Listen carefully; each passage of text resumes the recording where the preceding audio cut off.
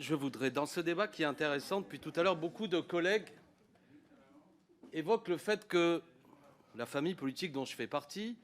aurait insufflé une espèce de culture de la paresse. Et je voudrais vous rappeler qu'il y a quand même l'histoire qui nous surplombe et qui devrait faire que certains gardent en mémoire que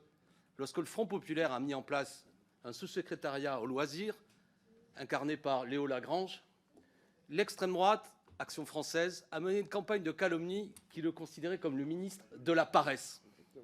Quand en 1940, le maréchal Pétain a été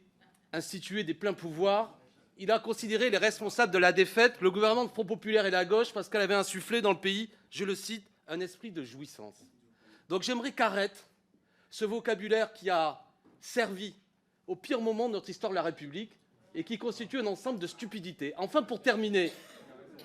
quand il s'agit de l'ouvrage de Paul Lafargue, écrit en 1883, je rappelle qu'à l'époque, les ouvriers travaillaient 12 heures par jour, que les enfants travaillaient, qu'ils n'avaient pas droit à la retraite, et que pour la première fois, un penseur socialiste, dont je ne partage pas totalement la pensée, mais à l'occasion de son enterrement, il avait toutes les grandes figures, à commencer par Jean Jaurès, pour vous dire que ce n'était pas n'importe qui, mais à commencer à penser une société où le travailleur n'était pas là que pour travailler. Ça n'est pas une ode à rien foutre, mais c'était pour la première fois une dignité de l'être humain qui disait qu'il n'était pas sur terre uniquement pour souffrir. Donc j'aimerais qu'arrête les sottises et qu'on discute sérieusement.